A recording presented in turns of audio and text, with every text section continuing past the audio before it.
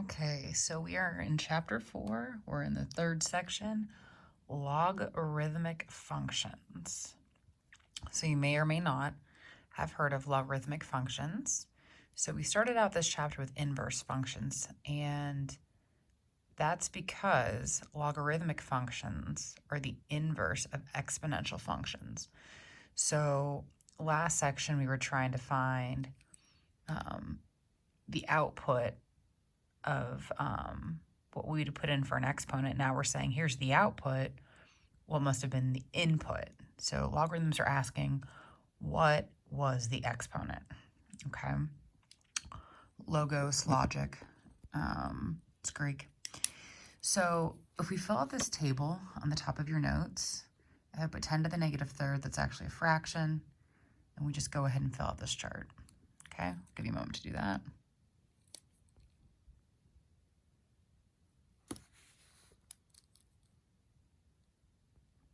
And now that we have the chart, it'll be easy to answer these questions. So this is like pretty much what a logarithm is asking. It's saying, hey, what did I have to put in here to make 10 to what power would give me 1,000? And you look at the chart and say, okay, well, where's 1,000? Oh, at the end, I must have put a 3 in. And how did I get 1 over 100? I had to put negative 2 in. Same thing with 1 over 1,000. And 1, I had to put 0 in. Okay, so that's pretty easy. So that's what logarithms are pretty much asking. It was what was the exponent, but they don't look like this. They're not really written like this, but that's the concept. It says, a table of values for y equals 10 to the x can be used to solve equations. However, to solve equations such as 10 to the x equals 85, well, what would that be? Well, 1 is 10 and 2 is 100.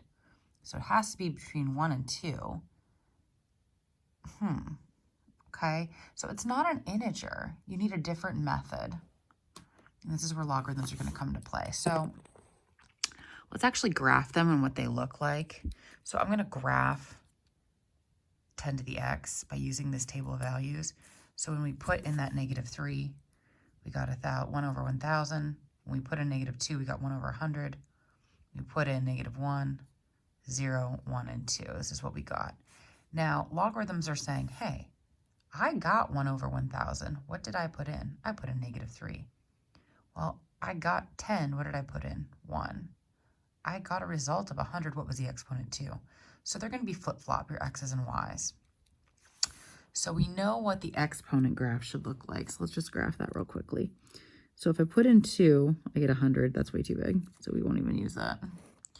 Okay, if I put in 1, I get 10. 1, 2, 3, 4, 5, 6, 7, 8, 9, 10. If I put in 0, I got 1. If I put in negative 1, I get 1/10. If I put in negative 2, I get 1/100th. And it's just going to keep going and getting smaller and getting smaller. And we know that it's going to look like this, where intercept is at 1. Okay. Now, if we graph the inverse, it's vice versa. So, like, for instance, if I go to 100, that's too big, so let's just ignore that. If I go to 10, I get 1. 1, 2, 3, 4, 5, 6, 7, 8, 9, 10. I get 1. If I go to 1, I get 0. Oh, so the intercept is flipped on the other axis. If I put in 1/10, I get negative 1. So something kind of small, I get negative 1. And I keep going this way, honing in this way. So my asymptote or asymptote is 0 this way, x equals 0. So this is 10 to the x, and this is our log function, where our base is 10, and we don't know what the result was. Okay, so before we knew that we could put any number into the exponents, and what would come out is something greater than 0. So domain and range flip-flop here. I'm going to get only positive things coming out because those are results. And our range is our real numbers because that's saying what would the exponent have been. And our logs functions, yeah, they are. They pass the vertical line test. So that's what their graphs are going to look like. And I don't really need you to graph it. I just need you to understand in the homework, if it was log 10x plus 4, is it going right? Is it going left? So it's just kind of a repeat of what we had before. So the inverse of an exponential function would be written this way. And it's kind of confusing. Just cross it out. It's kind of confusing. So you'll see it more clear with examples on the next set of the notes. Okay. So we're going to go on to the next page.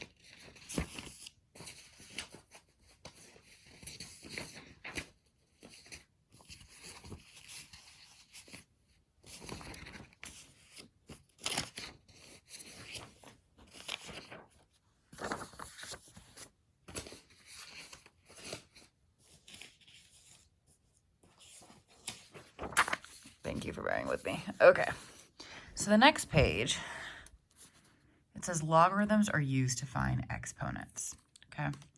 So this is exponential form. It's kind of weird because we don't use the words in any other function. It'd be like with a quadratic, us writing the word quad in front. It's bizarre. It's unfamiliar. But what this is saying is like log 10, 1,000. It's saying 10 to what power gives me 1,000? 3. 10 to the third gives me 1,000. This is logarithmic form. So this is the true definition of it. And we're going to use that definition to write exponential equations in logarithmic form. And if they're in logarithmic form, we're going to change them back.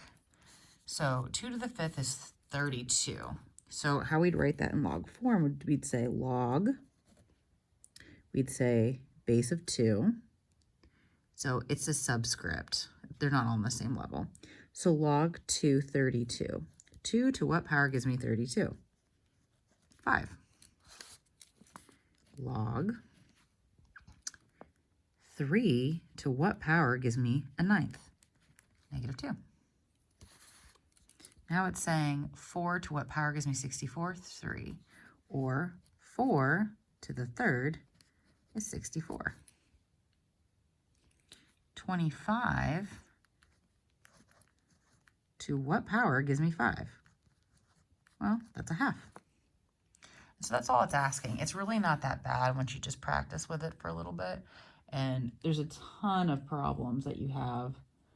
It's 1 through 6 and 7 through 29 odd. And I have it all worked out for you that you can just download and look at it. The next is, okay, I'm going to make one of these a variable and you have to solve for it. So if you can't think of it right away, get it out of log form if it's not familiar and put it in exponential form. So 125 to what power gives me 5? So if you don't like that, rearrange it. 125 to what power gives me 5? So you can either logically think about it and say, well, it's not a square root. It'd be the cube root, so it's a third. How a solutions manual would show that would be, okay, well, 125 has a base of 5. 5 to the third is 125. 5 to the first. Then you'd say their exponents would be equal. And you'd say 3a equals 1, therefore a is a third. That's a lot of work. If you're not comfortable with it, yeah, just do a guess and check. There's no straight up answer besides doing it like this, and that's pretty much a guess and check. The next problem, v to what power gives me 32? 5. So you could do the 5th root of both sides, and v would be 2, or guess and check. 3 to the 4th power gives me r. Well, that's 81. 2 to the t power gives me 1. Guess and check, 0. Y to what power gives me 9? 1/2. So it's saying the square root of y is 9. Well, what would y have to have been? 81. Or you could have just squared both sides. And then lastly, 7 to the 3rd power is d. Okay, so that's 49 times 7. That's going to be 63. 7 times 28. 28 and 6, 34, 3, 4, 3. Okay. All right. Now it says use logarithms in a calculator to solve the following. So this is where you can't really wing it. You have to get a scientific calculator. There's an actual log button. So they will have log with basis of 10 in a calculator. You're going to see that in like audio engineering and any other things like that. They have basis of 10 in calculators. So to rearrange this, we don't know what power would give us 85. It's not a pretty number. So write it in log form. Log 1085 equals x. Well, your calculator understands that you're talking about base 10 when you use the log button. So you just type log 85, enter, and it should be about 1.93. Yeah, so check it. Does 10 to the 1.93 power give you 85? It should. This one's saying 10 to what power gives me 1 over 109. So you would just type in your calculator. You just kind of not ignore this, but it wouldn't show up on your calculator. You type log 1 divided by 109. And you get negative. Yeah, you can have negatives because it's a fraction, so obviously be negative 0.04. It doesn't ask for hundredths or tenths or thousands. It's technically up to you what you want to round to. I tend to do hundredths. Some people do thousands or 10,000s, whatever you want. Okay, this last one, log 10 negative 50. So it's saying 10 to what power gives you negative 50? You put it in your calculator, and your calculator says error. Well, yeah, 10 to a positive power will be a big number. If it's a fraction, it's like a square root. If it's negative, it'll be a fraction. You'll never get a negative, right? We have that asymptote at 0, so we'll never be negative. So it does not exist. Okay. One last property. There's only like one problem in your notes that you're going to use this for. And it says, use the logarithm property to determine a power property of logarithms. So if you have something to the 4th power, you can write it as a times a times a times a. And without getting too into it, there's another property that says if you multiply numbers together, you can separate them by pluses. Do this. Yeah, I won't make you do this, but this is how this property works. So technically, there's 4 logs of A. So the point we're trying to make here is if you start out with a to the 4th, you can essentially take that 4 and move it to the front. So if you're given log bm to the p, you can move p in front and it'll give you the same result. So if you're given something like log 327 to the 100th, it's the same thing as 100 times log 327. Well, what's log 327? 3 to what power gives you 27? Log 327 then would like morph into the number 3. And your answer is 300. Same thing here. This is the same thing as 12 times log 28. 2 to what power gives you 8? 3. So your answer is 36. The end. All right. One last thing. You're going to see in your homework like one problem, and some of you that have further math classes will see it as well. You'll see ln. ln is the natural logarithm. ln is the same thing as log e. So if you see something that says ln, you can just write it as log e. And we know what e is.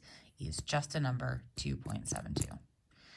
All right, hopefully that covers everything. If you have questions, let me know. I will have the homework worked out, and it'll be uploaded to the home page where your syllabus is. Thanks.